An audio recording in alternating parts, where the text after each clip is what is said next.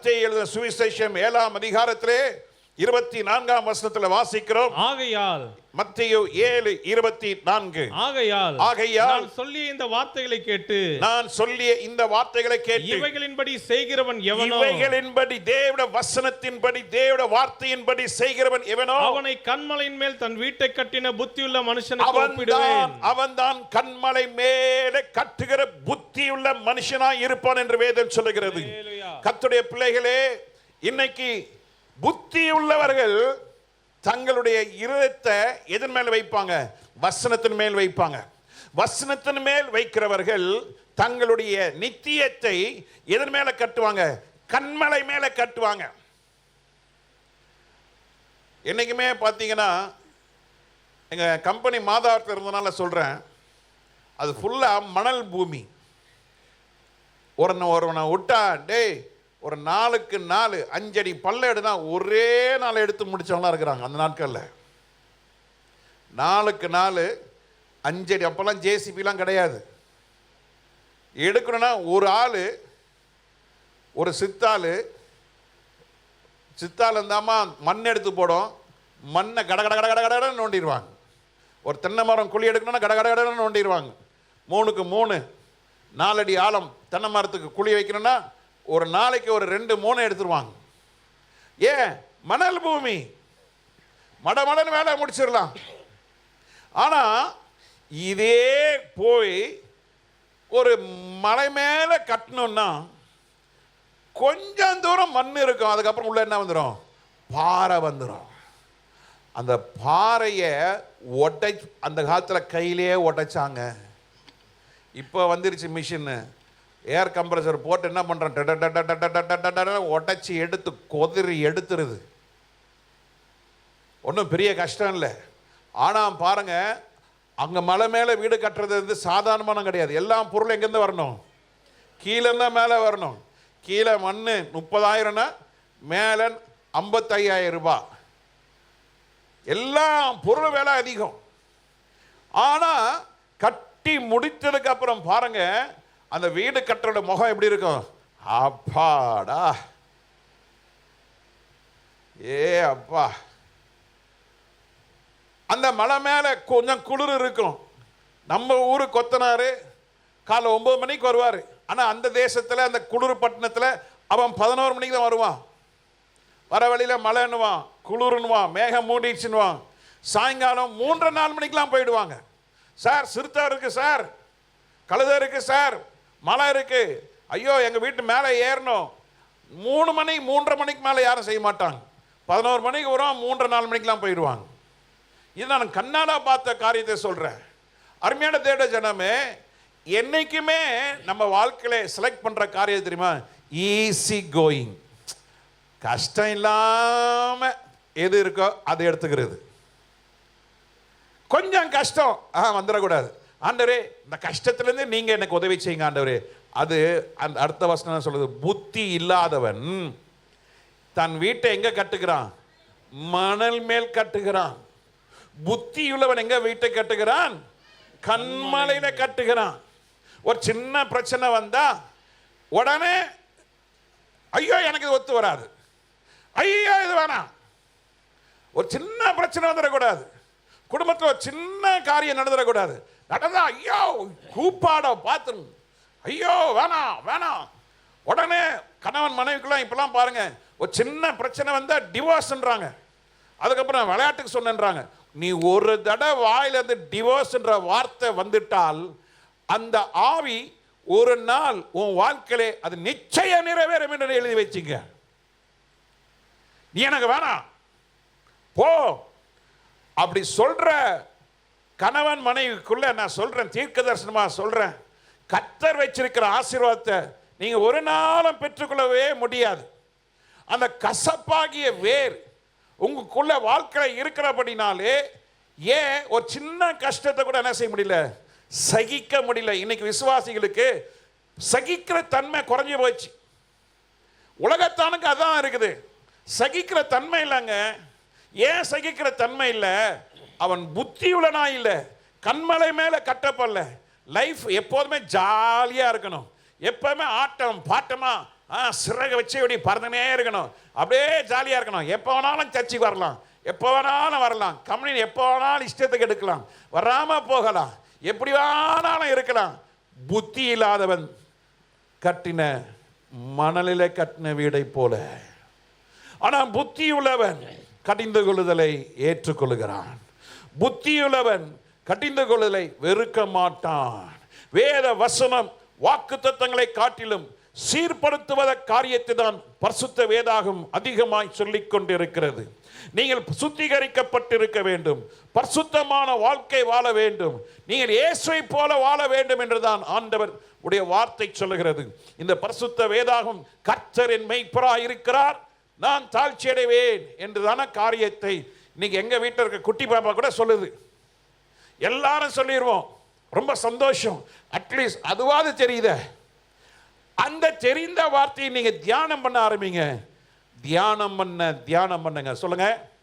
தியானம் பண்ணதான் கண்மலையை உடைக்க முடியும். நீங்க நிறைய பேர் கண்மலை என்ன செய்யல, உடைக்கிறதுக்கு பலன் இல்லைங்க. இந்த சேலம் பக்கத்தில் ஒரு குறிப்பிட்ட மக்கள் இருக்கிறாங்க. அவங்க வேலை என்னன்னா மண்ணை நோண்டுற வேலை தான். நமக்கு தெரிஞ்சவர் இன்டர்நெட் கேபிள் கான்ட்ராக்ட் எடுத்தாங்க. கிட்டத்தட்ட அவர் சொன்னார், பிரதர் 25,000 கிலோமீட்டர் நாங்கள் பள்ளம் நோண்டி உள்ள கேபிளை. எப்படி பிரதர் அவ்வளோ பண்ணுவீங்க? ஜேசிபிலாம் இருக்குமாண்ணா? அதுக்குன்னு ஆளுங்க இருக்கிறாங்க சேலத்தில். வந்துட்டாக்கா ஒரு மீட்டருக்கு இவ்வளோ ரேட்டாக கொடுத்தா கடகடன்னு வேலை முடிச்சுட்டு போயிடுவாங்க. காலையில் 6 மணிக்கு வேலை ஆரம்பிப்பாங்க, 11 மணிக்கு முடிச்சிருவாங்க. திருப்பியும் சாயங்காலம் 3 மணிக்கு 4 மணிக்கு ஆரம்பிப்பாங்க, 7 மணி வரைக்கும் செஞ்சுருவாங்க. கான்ட்ராக்ட் கடன்னு செஞ்சு முடிச்சுட்டு போயிடுவாங்க. அவங்க வேலையே என்ன தான் நீங்கள் கூட பார்த்துருப்பீங்க. அந்த மக்கள் பேர் எனக்கு தெரியல. அவங்க வேலையே மண்ணு நோண்டுற வேலை தான். அருமையான தேவ ஜனமே, உங்கள் வேலையே, உங்களோட ஆசையே, உங்களோட விருப்பமே கண்மலை மேலே தான் நான் கட்டப்படணும். என்னுடைய விருப்பம் எல்லாம் கண்மலை மேலே நான் இருக்கணும். ரட்சிப்பு கண்மலை மேலே கட்டப்பட்டிருக்கணும். ஊழியம் கண்மலையில் கட்டப்பட்டிருக்கணும். அழைப்பு கண்மலை மேலே கட்டப்பட்டிருக்கணும். ஞானஸ்தானம் கண்மலை மேலே கட்டப்பட்டு இருக்க வேண்டும். உங்களுடைய பரிசுத்த வாழ்க்கை கண்மலை மேலே, கிறிஸ்துவாகிய கண்மலை மேலே கட்டப்பட்டு இருக்கணும். அப்பொழுது 2 பேருக்குமே புயல் வருகிறது, 2 பேருக்குமே பெருவெள்ளம் வருகிறது, 2 பேருக்குமே தண்ணி அடிக்குது.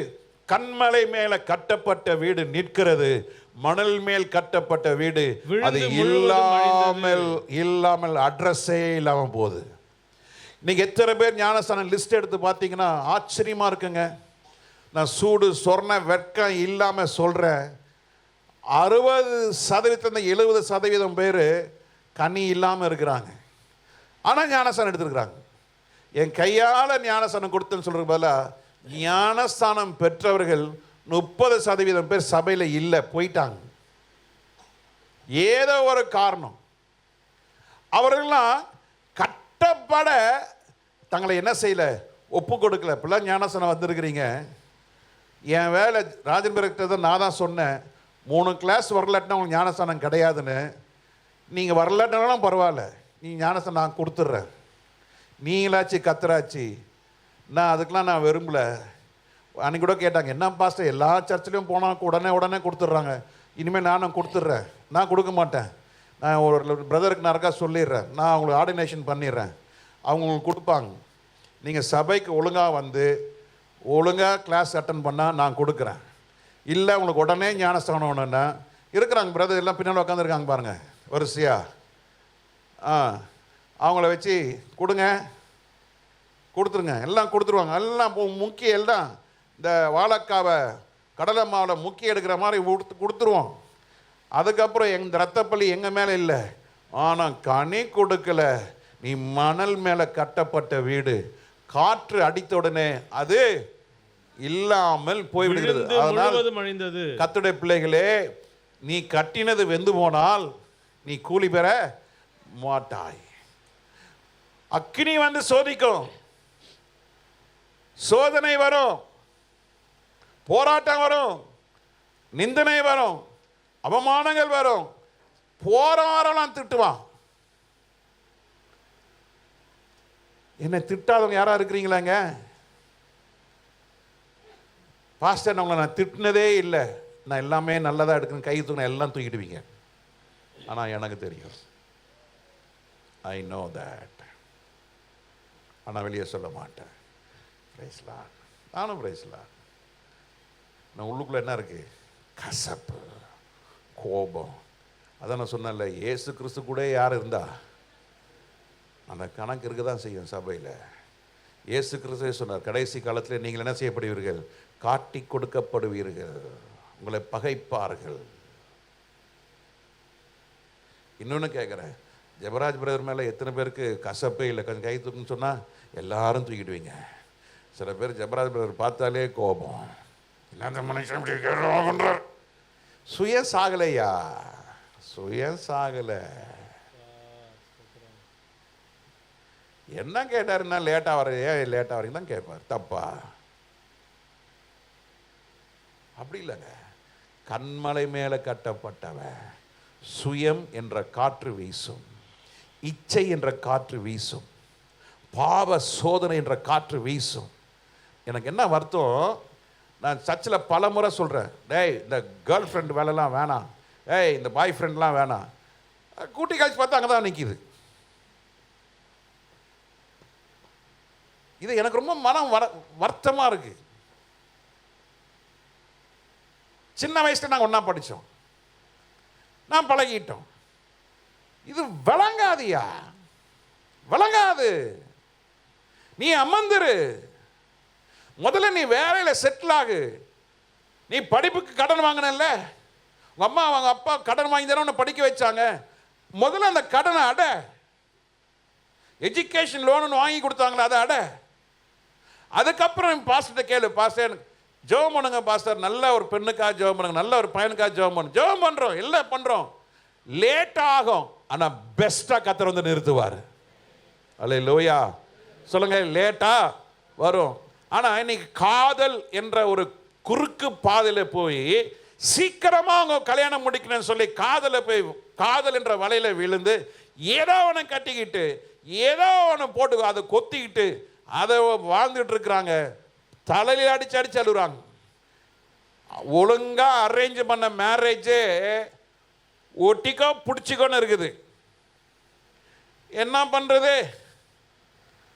கர்த்தருக்காக வாழணும், வாழ்ந்துட்டு இருக்கிறாங்க. இந்த காதல் நேரத்தில் பார்த்தீங்கன்னா, அருமையான தேவனுடைய ஜனமே, இச்சை அது காணப்படும்.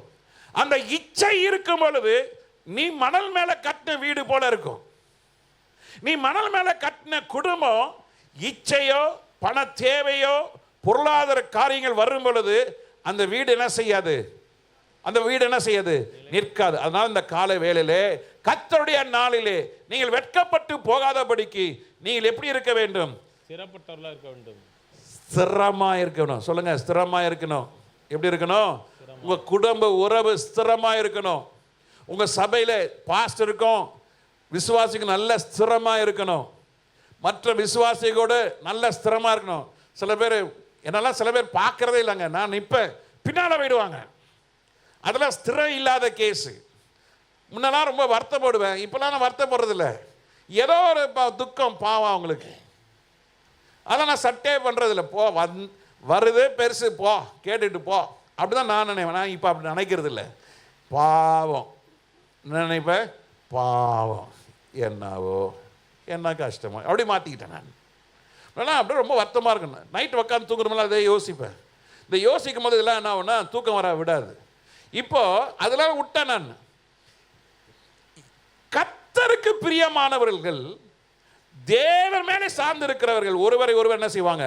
வாழ்த்துவாங்க, விசாரிப்பாங்க. கர்த்தருக்கு ஸ்தோத்திரம். அந்த காரியத்தை நீங்க செய்யுங்க. ஆமென்.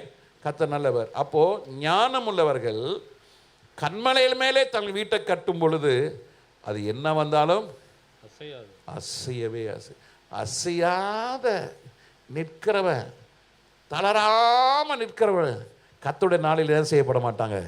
வெட்கப்பட மாட்டார்கள். கர்த்தர் ஆசீர்வதிப்பாராக. ஓசியா தீர்க்கதரிசன புஸ்தகம் 4ஆம் அதிகாரம் 6ஆம் வசனத்தை வாசிக்கும் பொழுது, ஓசியா 4:6 வாசிக்கும் என் ஜனங்கள் அறிவில்லாமையினால் சங்காரமாகிறார்கள். என் ஜனங்கள், சொல்லுங்க, நாம்லாம் யாரு? கர்த்தருடைய ஜனங்கள். என் ஜனங்கள் அறிவில்லாமையினால் அறிவு இல்லாம போடி பண்ணினாலே சங்காரமாகிறார்கள். நீ அறிவை வெறுத்தாய், ஆகையால் நீ என் ஏன் அறிவு இல்லாம போனாங்க? ஏன் அறிவு இல்லாம போச்சு? தேவனுடைய வசனம் உள்ள இல்லாம போச்சு. தேவ வார்த்தை கேட்க வேண்டிய நேரத்தில் சில ஆளுங்க தூங்கின்னு இருப்பாங்க. நானும் சில நேரத்தில் சொல்றேன், இங்க கேமரா வைங்கடா, அங்க ஒரு கேமரா வைங்கடா, எடுத்து காட்டுவோம். அப்படிலாம் பண்ணி நான் உங்களை டீக்ரேட் பண்ண விரும்பல. கர்த்தர் பார்க்கிறார். அல்லேலூயா. ஒரு குறிப்பிட்ட ஏர்போர்ட்ல நான் உட்காந்துருக்கிறேன். நம்ம டைமுக்கு அவங்க டைமுக்கு 3.5 மணி நேரம் வித்தியாசம். 3.5 மணி நேரம் அட்வான்ஸ் இருக்கிறாங்க. ஈஸ்ட் ஃப்ளைட் விட்டு இறங்கினோடனே கிட்டத்தட்ட நம்ம சைஸுக்கு ஸ்க்ரீன் இருக்குது, அதில் போட்டிருக்கு ஃப்ளைட் நம்பர், எத்தனாவது கேட் போட்டிருக்கு. இந்த அறிவு கட்ட இந்த மண்டைக்கு அதை பார்க்காம ஒருத்தர்கிட்ட கேட்குறேன், இந்த மாதிரி மெல்பர்ன் எங்கே, அவனுக்கு இங்கிலீஷ் தெரியாது போல் 24 போயிட்டான். அவன் என்ன சொன்னான்னா என் காதில் 24 வந்துருச்சு. பட் அவன் என்ன சொன்னான், அவன் பாஷையில் 24ன்றதுல எனக்கு தெரியாதுன்னு அர்த்தம். ஏன் காதில் அவன் தெரியாதுன்னு சொன்ன பாஷை என்னது? மேண்ட்ரின் பாஷை, சைனீஸ். 24 கேட்டப்ப உட்காந்துக்கிட்டேன். 1/2 மணி நேரம் 3/4 மணி நேரம் ஆயிடுச்சு. இங்கே சொன்னாங்க, சார் நீங்கள் டிரான்சிட் ஆகிறதுக்கு உங்களுக்கு சரியாக இருக்கும், நீங்கள் சப்வேயில் இறங்கி மெட்ரோ ட்ரெயின் எடுத்து நீங்கள் போகிறதுக்கு சரியாக இருக்கும் சார், 3/4 மணி நேரம் தான். நான் தான் கேட் சொல்லிட்டானே 24ன்னு உட்காந்துருக்கு. ஒரு ஈக்காக்கா இல்லை. நான் ஆவியான உள்ள சொல்கிறேன், டே ஏந்திரி ஏந்திரி ஏந்திரி ஏந்திரி ஏஞ்சி நான் போகிறேன். போயிட்டு என்னுடைய தாய் ஏர்லைன்ஸில் கவுண்டரில் போய் போர்டிங் பாஸ் காட்டணும். அப்போ தான் அந்த அம்மா சொல்லிச்சு, oh your Victor, come come come come come come come come கடன்னு போனோம். போய் அந்த அம்மா ஓடுது, பின்னாலே நானும் ஓடுறேன். ராத்திரிலாம் தூக்கம் இல்லை. அவங்க டைம் காலையில் 9:30 மணி, நம்ம டைம் காலையில் 6 மணி. போய் இறங்கப்பா நான் போகிறேன். அது சொன்னாப்புல, நீ ஒரு 1 minute லேட்டாக வந்தால் ஃப்ளைட்னா இருக்கும், take off, we are waiting for you 2 minutes. அந்த 2 minutesன்றது ஒரு பெரிய டைம் அவங்களுக்கு. ஏன்னா flight take off and landing வந்து ஒரு நிமிஷத்துக்கு, அங்கே ஒரு நிமிஷத்துக்கு 7 ஃப்ளைட் லேண்ட் ஆகுது, 7 ஃப்ளைட் டேக் ஆஃப் ஆகுது. 2 minutesன்றது is more than that, it's unbearable. ஆனால் 2 நிமிஷம் வெயிட் பண்ணாங்க. உள்ளே நடக்கிறேன், எல்லாம் நானு பார்க்குறாங்க. காரணம் என்ன? இங்கே சொன்னாங்க, எதை பாருங்க, அங்கே போர்டை பாருங்க, போர்டை பாருங்க. அந்த போர்டு அவ்வளோ பெருசு இருக்கு. என் கண்ணுக்கு அந்த போர்டு தெரியல. தூக்கம், கன நித்திரை. இன்னைக்கு அதே மாதிரி தான். இன்னைக்கு உலக கவலைனால சிலர் நித்திரையா இருக்கிறார்கள். பிரச்சனை, போராட்டம், குடும்பத்தில் நிம்மதி இல்லை, கணவன் மனைவிக்கு நல்ல ஒரு அண்டர்ஸ்டாண்டிங் இல்லை. ஏதோ ஒரு மேல் பூச்சி. அன்னைக்கு கூட ஒரு பாஸ்டர் சொல்றாரு, பாஸ்டர் நம்ம சர்ச்சில் உங்களுக்கு தெரியுமா? நான் என்னன்னு கேட்டேன். நிறைய ஏத்திஸ்ட் உள்ளுக்கிறாங்க பாஸ்டர். அவங்க ஏத்திஸ்ட்னா கடவுளே இல்லைன்னு சொல்றவங்க. இன்னைக்கு சபைக்குள்ள இந்த ஜெனரேஷன் வந்து ஏசுனா என்னன்னு தெரியாம உள்ள உக்காந்துக்கிறாங்க. சபைக்குள்ள ஏசுட அன்புனா என்னன்னு தெரியாது உள்ள இருக்கிறாங்க. ரட்சிப்புனா என்னன்னு தெரியாது உள்ள உக்காந்துக்கிறாங்க. இதுதான் அடுத்த சந்ததிக்கு பொல்லாத சந்ததி பாஸ்டர். நான் சொன்னேன், அடுத்த சந்ததியில் ஐயோ இப்போவே இருக்குது யாருன்னு. அதனால் ஜூலை மாதம் 11ஆம் தேதி அவங்களுக்கு ஏதோ ஒரு ஃபங்க்ஷன் வச்சுருக்குறாங்க, எல்லா யூத்ஸை ரிவைவ் பண்ணுறதுக்கு. கண்டிப்பாக என் சர்ச்சில் அனுப்புகிறேன்னு சொல்லியிருக்கிறேன். அருமையான தேவ ஜனமே, அவ்வளோ பெரிய போர்டு இருக்குது. சில ஆளுங்க ஒரு முறை சொன்னால் வாங்க, 5 முறை சொன்னால் மண்டல ஏறாது. 5 முறை சொன்னதுனால தான் நாங்கள் செய்யலன்னு சொல்லுவாங்க. சில பேர் சொல்லிக்கிறேன், சும்மா சொல்லினே இருக்கிறீங்களே, சும்மா சொன்னதையே சொல்லி நிற்கிறீங்களே. பிள்ளைங்க சொல்லுவாங்க தெரியுமா, டே இது போய் செய்கிறா, நான் ஆன்னு சொல்கிறதுல நமக்கு திருப்தி இருக்காது. டேய் உன்னதானே சொல்கிறேன், போகிறேன் பவுன்னுவா முதல்ல. அப்புறம் ரெண்டாவது, டேய் இப்படி கத்தாதுடா, நீ போய் சொல்லிட்டீங்களா, சும்மா சொல்லினே இருக்கிறீங்க. போகிறேன் வைங்க, எனக்கு வேலை இருக்குது, முடிச்சுட்டு போகிறேன்.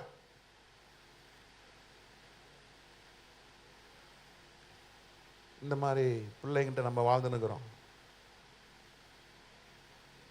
முன்னெல்லாம் ஒரு முறை சரிப்பா, இப்போ அந்த காலம் போயிடுச்சு. இப்போ 10 முறை சொன்னாலும் நீ போ,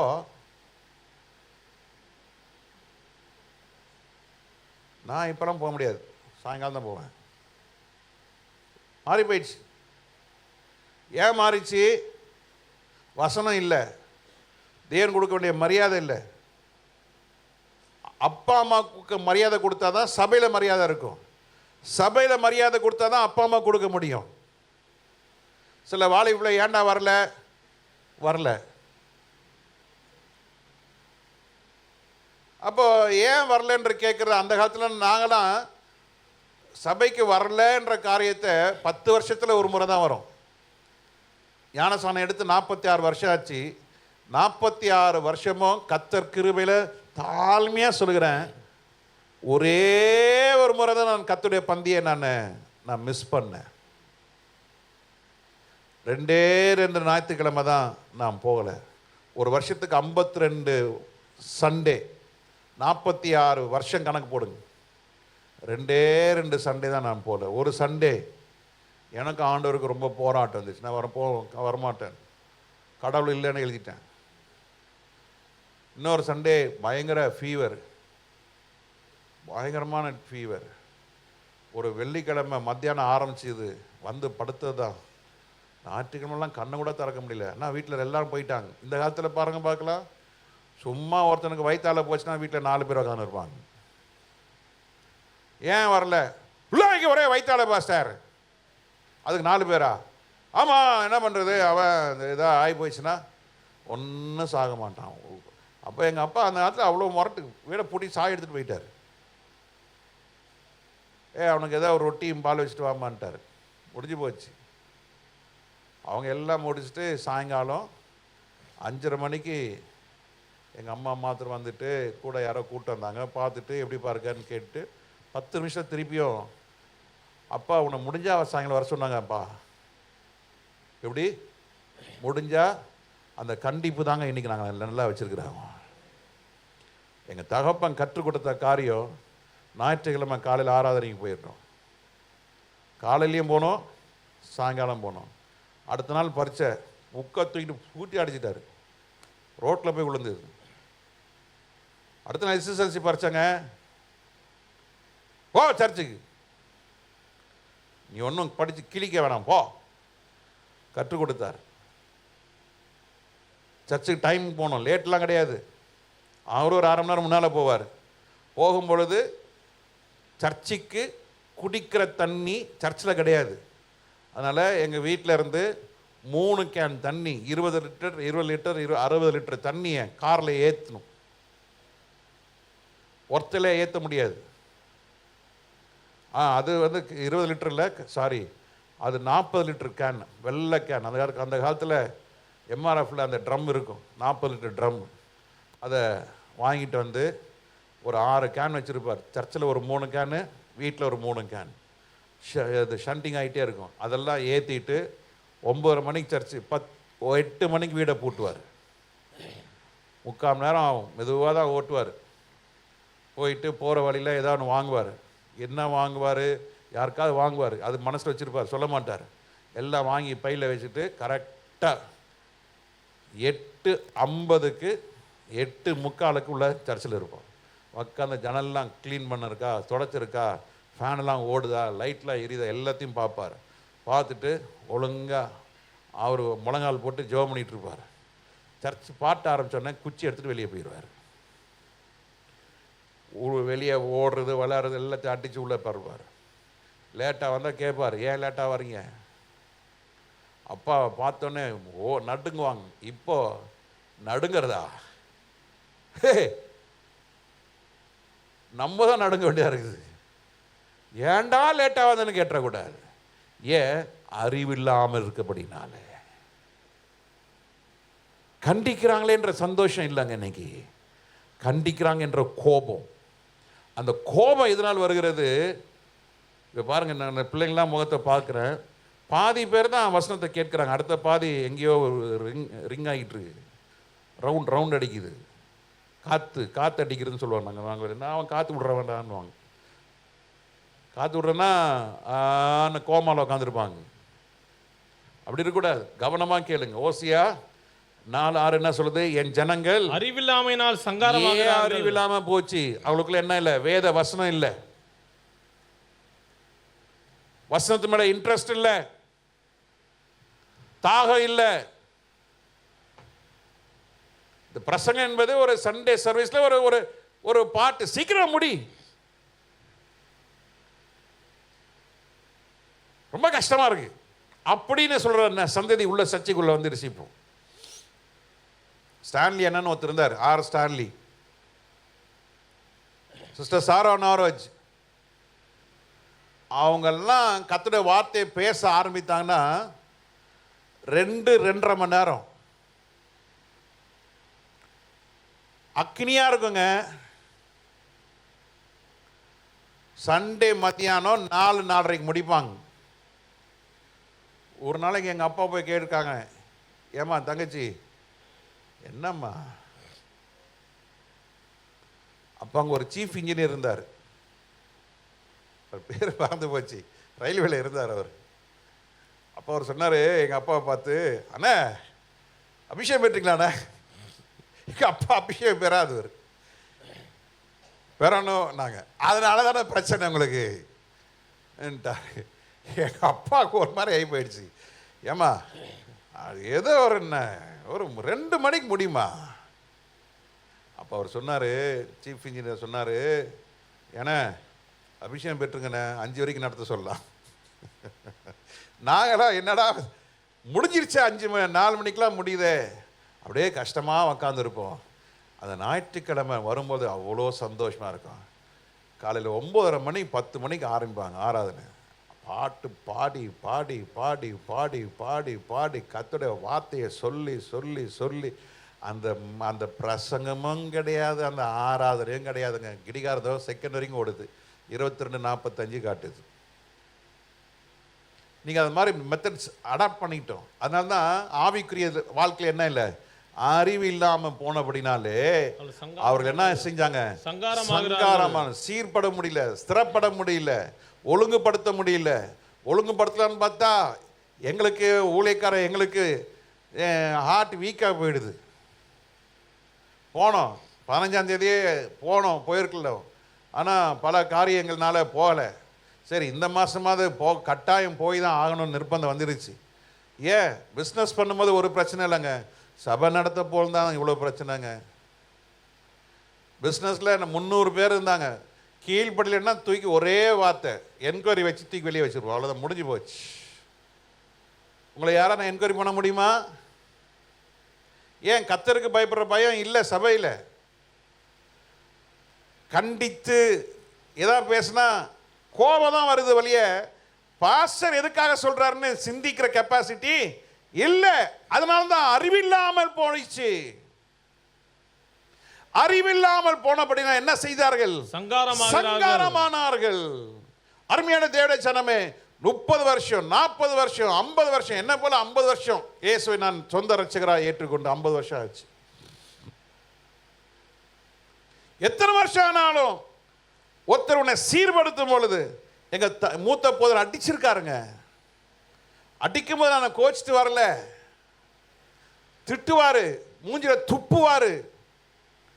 நீங்களாம் நினைக்கலாம் இவனா ஒரு ஊழியக்காரனா, ஒரு நாள் நான் நினைக்கலாங்க. அடிக்கும் பொழுதெல்லாம் சிரிப்பு வரும், சிரிச்சா இன்னொரு அடி விழும்.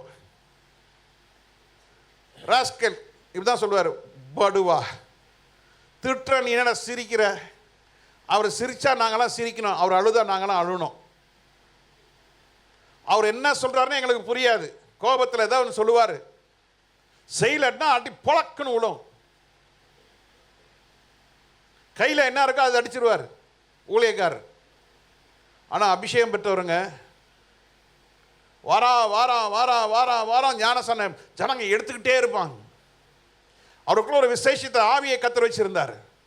அந்த கண்டிப்பில், அந்த கடின கொள்ளுதல வார்த்தையை நாங்கள் அப்படியே கேட்டு கீழ்ப்படிந்தனாலே கத்தர் இந்த ஊழியத்தை அடியானுக்கு கத்தர் கொடுத்திருக்கிறார். ஹல்லேலூயா, ஹல்லேலூயா. இந்த நாட்களிலே அடிக்கைய வார்த்தையை சாதாரணமாக கேட்டால் கோச்சிக்கிறாங்க. அவர்கள் சங்காரமாவார்கள். அவர்கள் தேவ வார்த்தை குறித்தான அறிவு இல்லை. அதனால் நாம் என்ன செய்ய வேண்டும்? இந்த அறிவு பெருக வேண்டும் என்றால் தேவனுடைய வசனத்தை வாசிக்கவும், தேவனுடைய வசனத்தை தியானிக்கவும், தேவனுடைய வசனத்தை எழுதவும், வேத புஸ்தகத்தோடு நேரம் செலவு செய்கிறவர்கள் அவர்கள் அறிவில் தேர்வார்கள், அவர்கள் புத்தியாய் நடப்பார்கள். அவர்கள் எத்தனை போராட்டங்கள் வந்தாலும் அவர்கள் தோற்று போவது இல்லை. அவருடைய விசுவாசத்தை கத்தர் பெருக வைப்பார். விசுவாசத்தினால், தன் விசுவாசத்தினால் நீதிமான் பிழைப்பான். இந்த விசுவாச வாழ்க்கை இன்னைக்கு நிறைய பேருடைய வாழ்க்கையிலே இந்த விசுவாச கப்பல் என்ன செய்யப்பட்டிருக்கிறது? சேதமடைந்து இருக்கிறது. ஏன் சேதமடைந்தது? வேதம் வாசிக்கிறது கிடையாது. யாராவது சொல்ல முடியுமா? போன வாரம் நான் ஒரு நாள் கூட தவறாமல் வேதம் வாசித்தேன்னு சொல்லி தூக்குறேன்னா நீங்கள் தூக்குவீங்க. ஆனால் ரெகுலர் ஹேபிட் அது இல்லை. ஏதோ ஒரு வாஸ்தர், என்ன வாஸ்தர்? சங்கீதம் வாஸ்தர். என்ன வாஸ்தர்? நீதிமொழி வாஸ்தர். இது தவிர எதுவும் தெரியாது.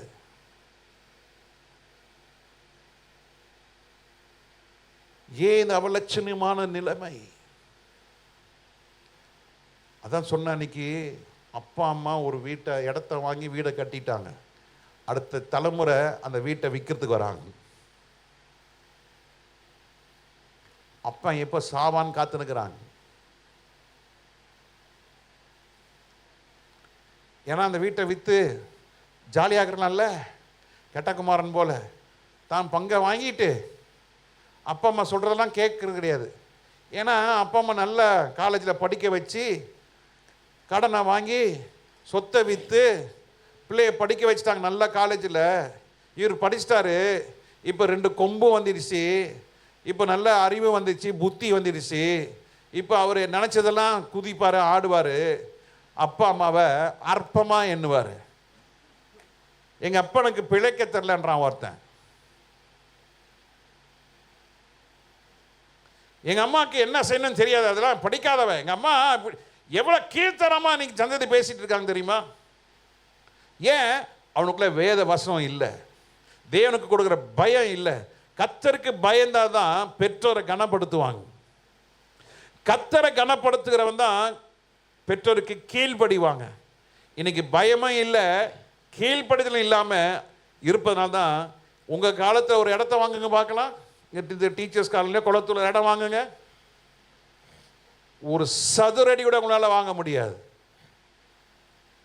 ஒரு அரைக்கால்னா கால் கிரவுண்டில் பாதி, 1/8 நிலம் கூட வாங்க முடியாது இல்லையா? உங்க அப்பா அம்மாவுக்கு ஒரு மாசம் ஒரு 10,000 கொடுக்கறது துப்பு இல்லை. ஆனா இவர் படிச்சுட்டாராம். இல்ல இல்ல, உன் தாய் தகப்பன் என்ன பண்ணுங்க? கனம் பண்ணுங்க. கர்த்தரை கனம் பண்ணுங்க. உங்களுக்கு வைத்திருக்கிற ஊழியக்காரனை கனப்படுத்துங்க. பயப்படுங்க, தாழ்மை உள்ளவனா இருங்க. அப்போ என்ன காற்று வந்தாலும் அது நிற்கும், அது நிற்கும். அது ஒரு நாளும் என்ன செய்யாது? அசையாது. என் ஜனங்கள் அறிவில்லாமல் போனபடினாலே சங்காரமானார்கள். சவுலை கர்த்தர் வேறு பிரித்தார். அன்னாளுக்கு தவமிருந்து பெற்றெடுத்த பிள்ளை அன்னாள்.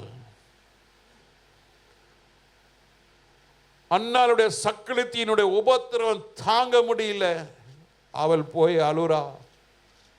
ஆண்டவர் ஜெபத்தை கேட்கிறார். அந்த சூழ்நிலை உங்களுக்கு தெரியும்.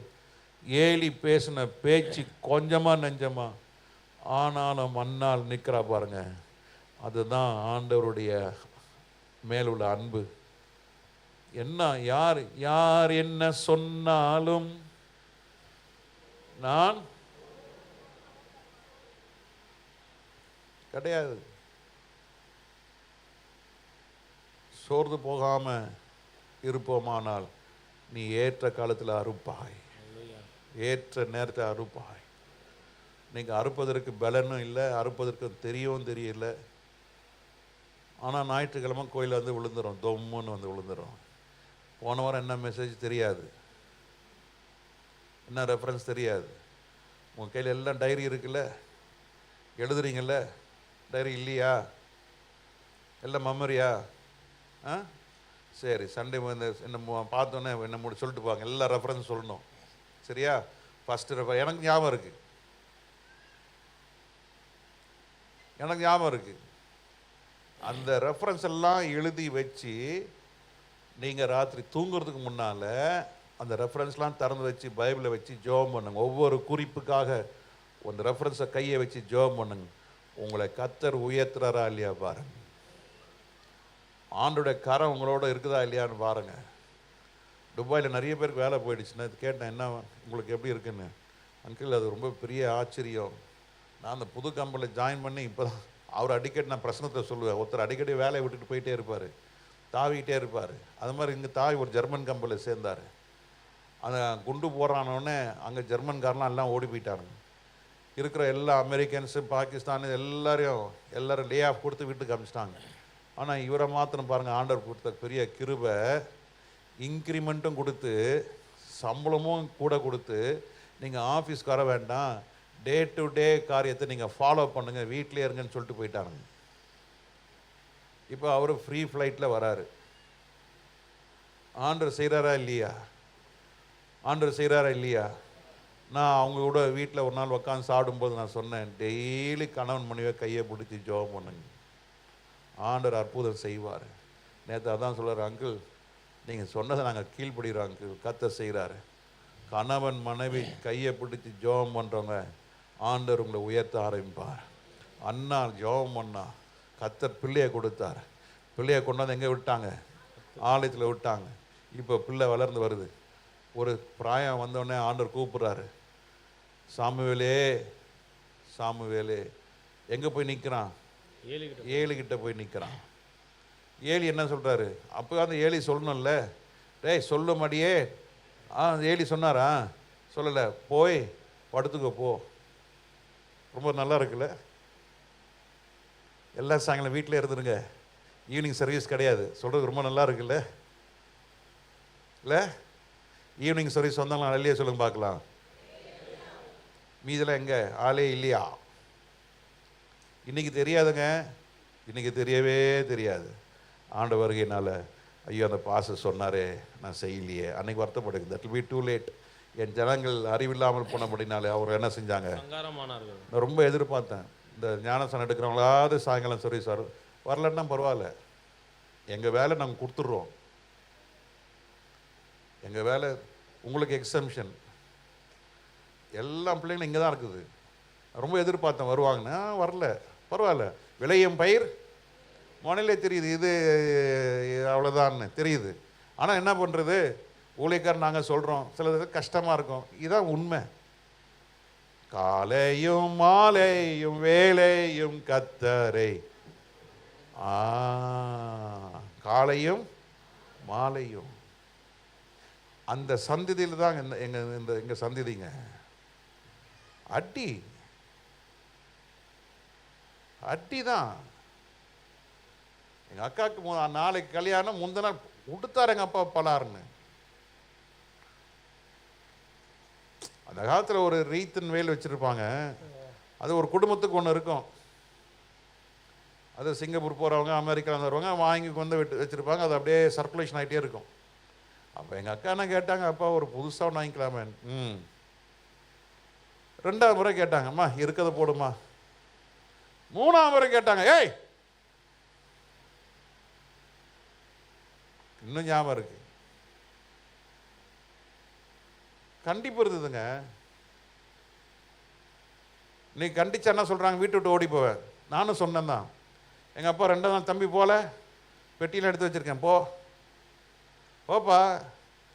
என் சொக்காரன் பாம்பே போய் நல்லா இருக்கிறான், நீயும் போ. எங்கள் அம்மா ஐயா ஐயா ஐயா ஐயா ஏம்மா நீயும் போம்மா, பிள்ளைக்கு சாப்பாடு ஆக்கி போடு. ஓ 2 பேருமா போங்க, நல்லா இருந்தால் நான் வரேன்.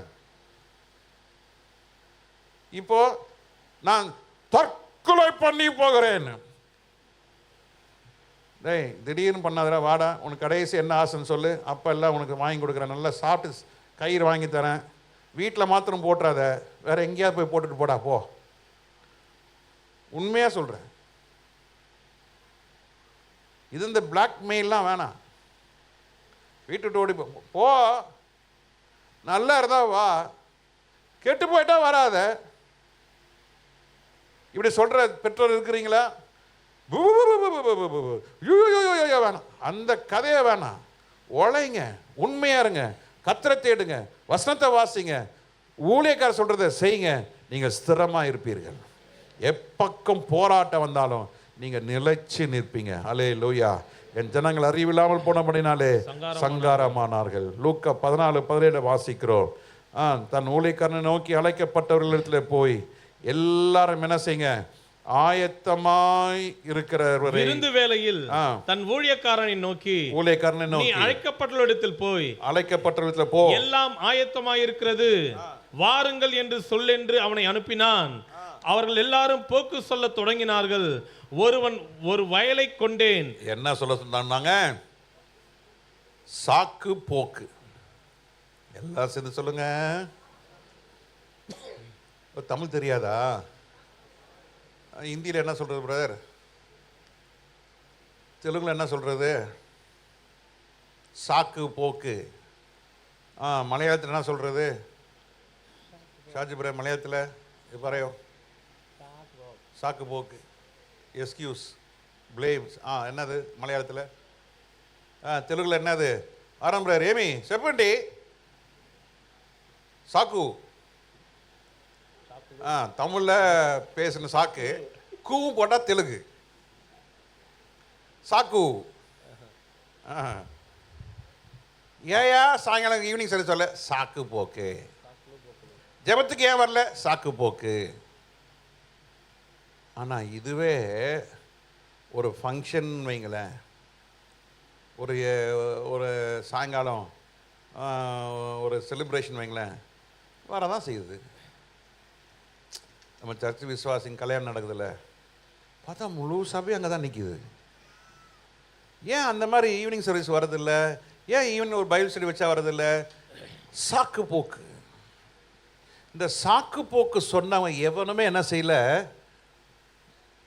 அந்த விருந்து சாலையில் வரலை. ஏன் பிரதர் வரல? ரொம்ப வேலை, ரொம்ப டயர்டாக இருக்குது.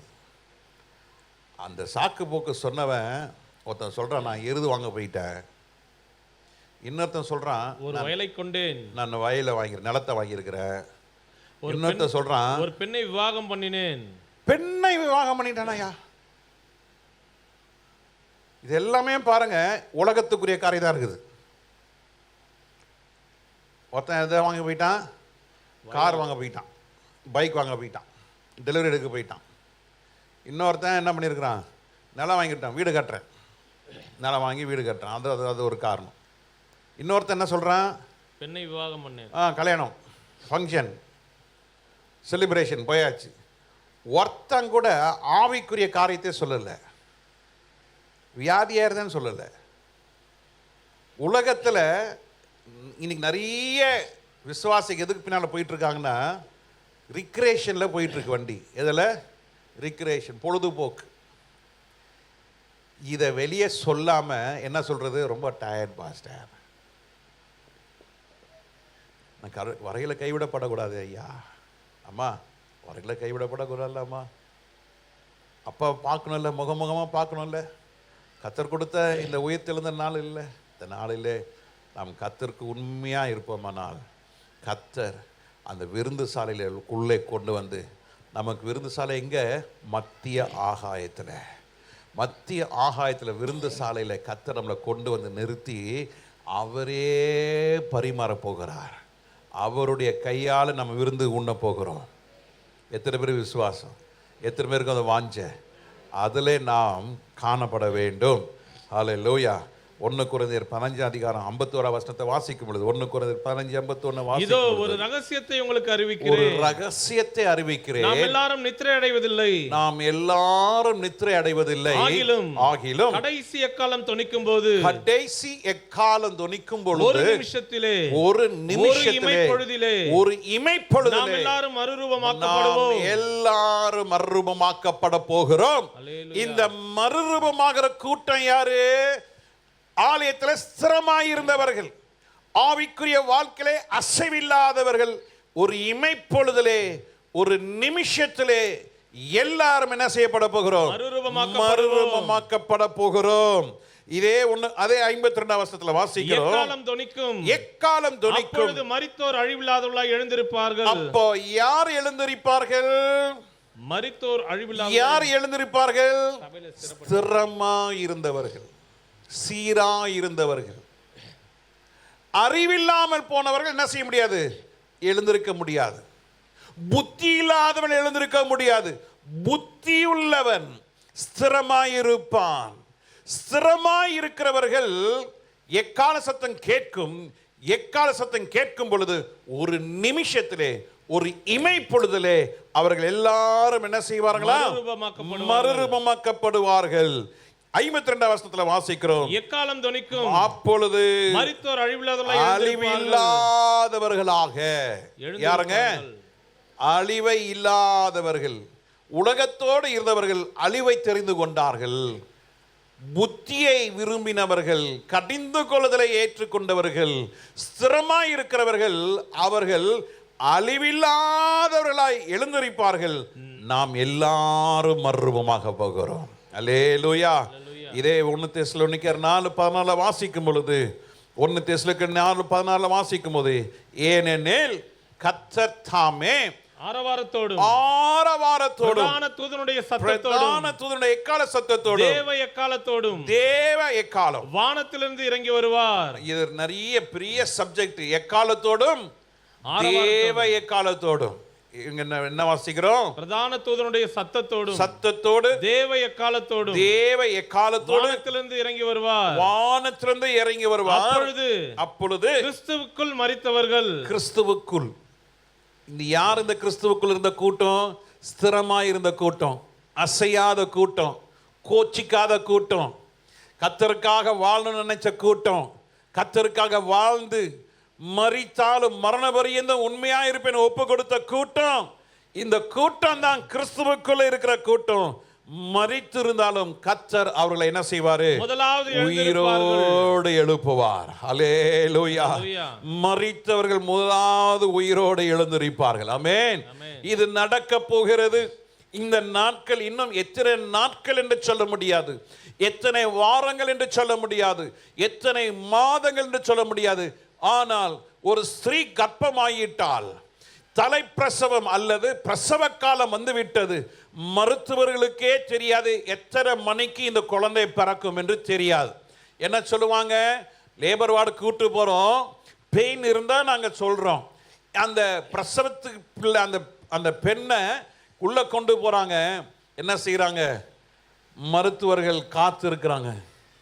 அந்த தண்ணீர் குடம் உடைஞ்சி வெளியே வரும்ன்ற காரியத்தை மருத்துவர்கள் கூட என்ன செய்ய முடியாது? சொல்ல முடியாது. அதுபோல் இன்னைக்கு சபையை கர்த்தர் பிரசவத்துக்குள்ளே கொண்டு போயிட்டாரு. இப்போது குழந்தை எத்தனை மணிக்கு வரும், எத்தனை மணிக்கு பிறக்கணும்னு யாராலும் நிர்ணயிக்க முடியாது. அதுபோல தான் இன்னைக்கு கர்த்தருடைய வருகை வருகை வருகைன்னு சொல்லி கொண்டிருக்கோம். ரெடி ஆயிடுச்சு. என்னைக்கு எத்தனை மணிக்கு தான் சொல்ல முடியாது, எல்லாமே ரெடி. ஆமென். கர்த்தருடைய பிள்ளைகளே, நாம் மரிப்போமானால் கிறிஸ்துவின் வருகையிலே நாம் எழுந்திருப்போம்.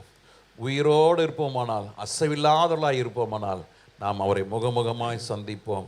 மத்தேயு 24:31 வாசிக்கும் பொழுது, மத்தேயு 24:31 வாசிக்கும் பொழுது, வலுவாய் தொனிக்கும் எக்கால சத்தம். சொல்லுங்க, வலுவாய் தொனிக்கும். எல்லாரும் சொல்லுங்க, எப்படி? வலுவாய் தொனிக்கும் எக்கால சத்தத்தோடு அவர் தமது தூதர்களை அனுப்புவார். அவர்கள் அவரால் தெரிந்து கொள்ளப்பட்டுள்ள வானத்தின் ஒரு முனை முதற்கொண்டு. ரகசிய வருகை. தூதர்களை அனுப்புவார். இயேசு கிறிஸ்து அவர் மத்திய ஆகாயத்திலிருந்து தூதர் என்ன செய்வாரு? தூதர்களை அனுப்புவார். அனுப்பி அவர்கள் அவரால் தெரிந்து அவரால் தெரிந்து கொள்ளப்பட்டவர்கள். இந்த தெரிந்து கொள்ளப்பட்டவங்க தான் யாரு? கன்மலை மேல கட்டினவன், கன்மலை மேல தன் ரட்சிப்பை கட்டினதான் தெரிந்து கொள்ளப்பட்டவன். சாதா ஒரு வாழ்க்கை வாழ்ந்தவர்கள் அவர்கள் தெரிந்து கொள்ளப்படவில்லை.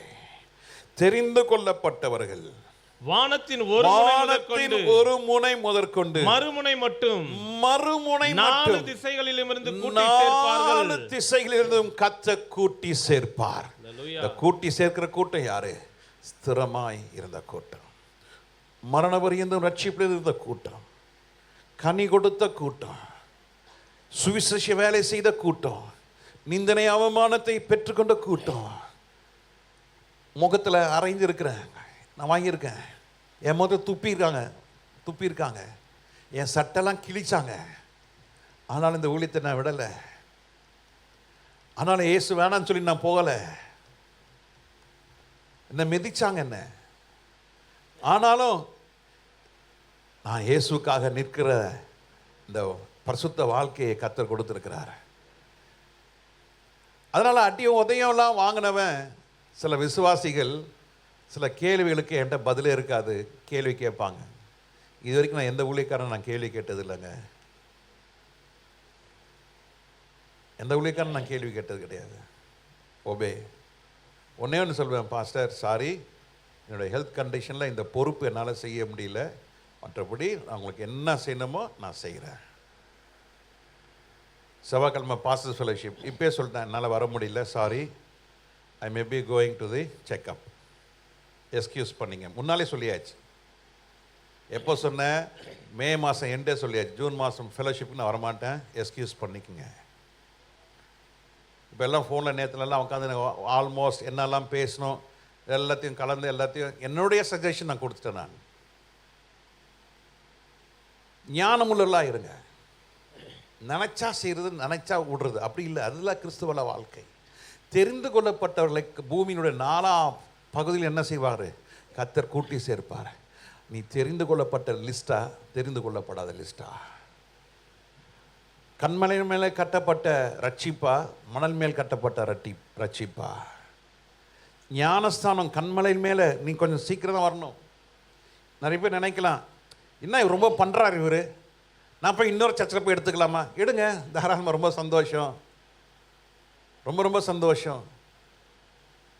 ரொம்ப பண்ணுறாரு இவர், ரொம்ப பண்ணுறாரு, நாங்கள் இன்னொரு சர்ச்சில் போய் எடுத்துக்க போகிறோம், எடுங்க, ரொம்ப சந்தோஷம். நீங்கள் அங்கே போய் ரட்சிப்பு நிலைச்சிருந்து கண்ணி கொடுத்தீங்கன்னா அதை காட்டினா ரொம்ப சந்தோஷம். இன்னைக்கு ஒழுக்கமும் கிரமமாய் ஜீவிப்போருக்கு கடினமாக இருக்கிறது. ஆனால் நீ தேவனால் தெரிந்து கொள்ளப்பட்டவர்கள், தேவனால் அழைக்கப்பட்டவர்கள். கடைசி காலத்தையே ஆண்டவர் பூமியுடைய 4 திசையிலிருந்தும் கர்த்தர் என்ன செய்வார்? கூட்டி சேர்க்கும் பொழுது நீங்களும் நானும் ஒருவனாக இருக்க வேண்டும். எல்லாம் கண்களை மூடி ஒப்பு கொடுப்போம். ஆண்டவரே, என்னை ஒப்பு கொடுக்குறேன். ஆண்டவரே, எல்லாம் ஒப்பு கொடுங்க. ஆண்டவரே, என்னை ஒப்பு கொடுக்குறேன். ஆண்டவரே, கர்த்தர் கூட்டி சேர்க்கும் பொழுது, கூட்டி சேர்க்கப்படுகிற அந்த பட்டியலிலே, அந்த பரிசுத்த கூட்டத்திலே நானும் ஒருவனாக இருப்பதற்கு என்னை ஒப்பு கொடுக்கிறேன் என்று எல்லாரும் ஒப்பு கொடுப்போம். ஆண்டவர்கிட்ட எல்லாம் கேளுங்க. ஆண்டவரே, கடினமாக இருக்கும், ஆனால் கண்மலை மேலே கட்டுகிறது கடினம்தான், மணல் மேல் கட்டுகிறது லகுவாக இருக்கும். இந்த சத்தியம் கஷ்டமாக தான் இருக்கும். சார், நிறைய ஊழியக்காரன் நானே யோசிப்பேன், ஏன்டா இவ்வளோ பேசுகிறோம், மற்ற சபையெல்லாம் கர்த்தர் உன்னோட கூட இருக்கிறார், நல்ல மோட்டிவேஷன் பண்ணுறாங்க, ஆனால் எனக்கு அந்த மோட்டிவேஷன் வரமாட்டேங்குது. ஆனால் ஆண்டவர் சொல்கிறார், நீ உன்னை யோவான் ஸ்தானம் போன அழைத்த அழைப்புனால நீ இப்படி தான் வார்த்தையை பேசணும். பல முறை நான் பிரசங்கத்தை மாற்றியிருக்கிறேன், பல முறை நான் ஆண்டவர்கிட்ட போராடி இருக்கேன், அழுதுருக்கேன். ஆண்டவரே, ஏன் இப்படி கடினமாக சொல்ல வேண்டும்? ஆண்டவர் சொல்கிறாரு, இல்லை, இந்த வசனத்தை மாத்திரம் சொல்லு, வசனத்தை சொல்லு, சத்தியத்தை சொல்லு.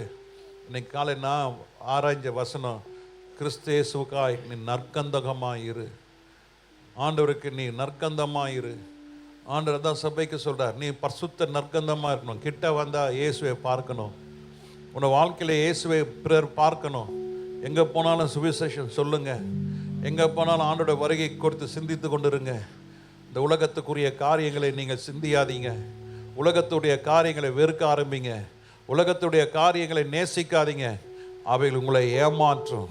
உலகத்துக்குரிய காரியங்களை உங்களை திருப்திப்படுத்த முடியாது. ஆனால் தேவ பிரசன்னத்தில் நீங்கள் காத்திருப்பீர்கள் என்றால், தேவ சமூகத்தில் நீங்கள் கண்ணீர் விட்டு ஜெபிப்பீர்கள் என்றால், இந்த கண்ணீர் ஜெபம் உங்களுக்கு வருகிற எல்லா போராட்டத்திலும் நீங்கள் ஜெயம் எடுப்பீர்கள்.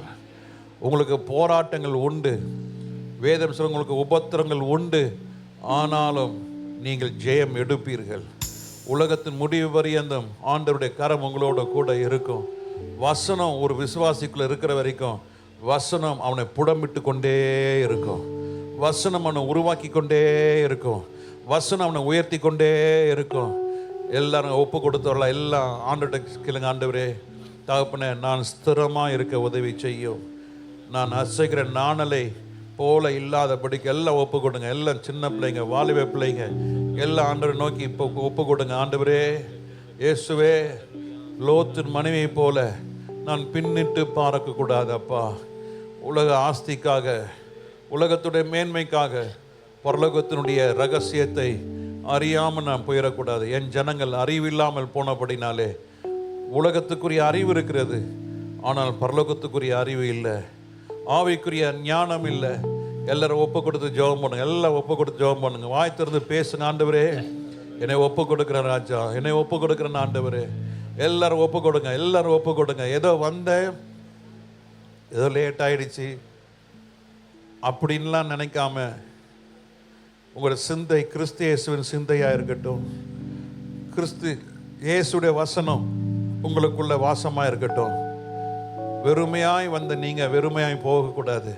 தேவனுடைய வல்லமையை பெற்றுக்கொள்ளுங்க, தேவனுடைய அபிஷேகத்தை பெற்றுக்கொள்ளுங்க, தேவனுடைய வசனத்தை உங்கள் இருதயத்தில் நிரப்பிக்கொள்ளுங்க. எல்லாம் சொல்லுங்க. ஆண்டவரே, நான் ஞானம் உள்ளவனாக இருக்க, கண்மலை மேலே என்னுடைய அஸ்திபாரத்தை போட எனக்கு இரக்கம் பாராட்டும். எல்லாம் சொல்லுங்க. இரக்கம் பாராட்டும், இரக்கம் பாராட்டும். இயேசுவே எனக்கு உதவி செய்யுங்க. இந்த கடைசி காலத்தில் உலகத்துடைய மேன்மை ரொம்ப லகுவாக இருக்கும் பிரதர். ஆனால் பரலோகத்துக்குரிய காரியங்களை பேசும்போது உனக்கு கொஞ்சம் கஷ்டமாக இருக்கும். ஆனால் அந்த கஷ்டத்தில் மத்தியில் ஆண்டவருக்கு உங்கள் வாழ்க்கையை ஒப்பு கொடுத்து, ஆண்டவரே நீர் என் வாழ்க்கையை கட்டுங்க, என் குடும்பத்தை நீங்கள் கட்டுங்க, என்னுடைய வியாபாரத்தை கட்டுங்க, என்னை உருவாக்குங்க, நான் முற்றிலுமாய் வார்த்தைக்கு ஒப்பு கொடுக்கிறேன் சொல்கிறாங்களா? கையை உயர்த்தி ஜெபம் பண்ணுங்க. இந்த கடினமான காலங்கள், விலைவாசியை உயர்ந்து கொண்டு போகிறது, லட்சக்கணக்கான ஆட்களுக்கு வேலை இல்லாமல் போகிறது, அநேக வியாபாரங்கள் ஸ்தம்பிக்க போகிறது, ரூபாயுடைய மதிப்பு இறங்கிட்டே வருது. இன்னைக்கு அதெல்லாம் ஜனங்கள் யோசிக்கல. ஜனங்கள் கொந்தளித்து கொண்டிருக்கிறார்கள், ஜனங்கள் வேதனையா இருக்கிறார்கள். ஒரு சமாதானம் இளைப்பாறுதல் குடும்பங்களில் இல்லை. ஆனால் கர்த்தருடைய பிள்ளைகளுக்கு கர்த்தர் சொல்றார், நீதிமான் அப்பத்துக்காக அலைந்து திரிவது இல்லை. உங்களோட விசுவாசத்தை கர்த்தர் கனப்படுத்துவார். உங்களுடைய பரிசுத்த வாழ்க்கையை கர்த்தர் கனப்படுத்துவார். உங்களுடைய தியாகத்தை கர்த்தர் அறிந்திருக்கிறார். உங்களுடைய எல்லா வேதனையும் ஆண்டவர் அறிந்திருக்கிறார். God knows all your problems. God knows all your pains. God knew every of your agony. He knows all the failures. எல்லா தோல்வி ஆண்டவருக்கு தெரியும். இதன் மத்தியிலே நீங்க ஒப்பு கொடுப்பீர்கள் என்றால் கர்த்தர் சொல்கிறார், உங்களை நான் வாளாக்காமல் உங்களை தலையாக்குவேன். நீங்கள் கீழாகாமல் மேல ஆவீர்கள்.